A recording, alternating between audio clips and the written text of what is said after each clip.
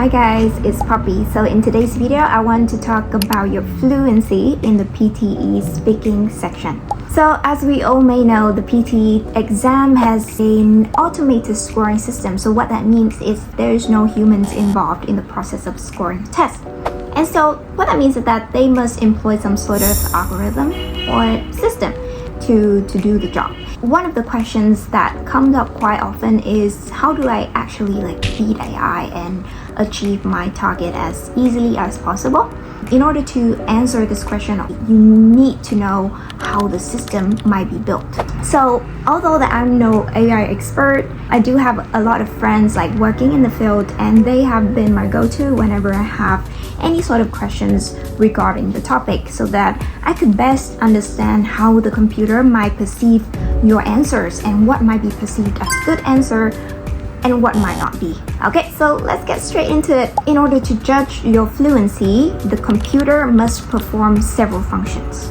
So the first thing is it will look at your rate of speech, meaning your speed. But here's the thing, AI can measure your speed, and good fluency correlates with a steady pace of speech. And so what that means is that there should not be any random switches between you being very, very fast and then at one point you go down and slow down like this. So once a system has figured out or has sensed that you are being inconsistent, it will tag it as you not being fluent. So the conclusion that we can draw from this is that first of all, speak at a speed that is the most comfortable to you. Don't listen to anyone else's advice online about how you need to be very fast. It should be personal. It should be to your comfort. Make sure that it allows you to pronounce things clearly and correctly. And the second thing is that once you have figured out the speed that you are the most comfortable with, maintain speaking at that level. Alright, let's move on to the next thing. Pauses. Will it affect your fluency?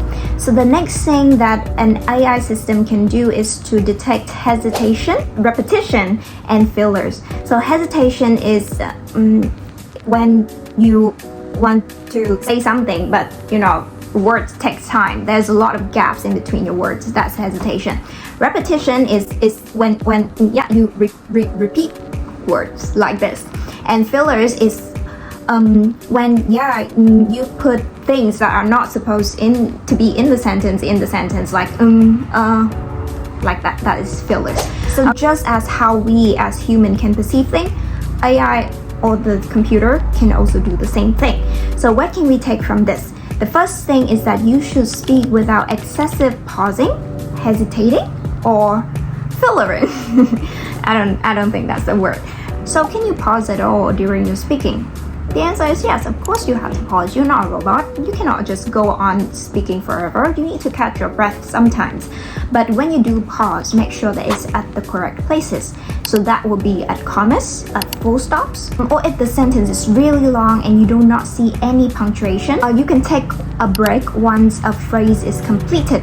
If you don't know what a phrase is, just kind of look at the sentence, and there would be smaller ideas within that sentence. And so a small idea was completed, that is when you could take a pause.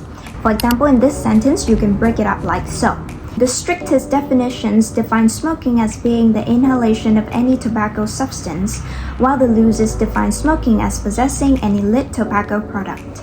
As you can see in this particular sentence, there are two small ideas.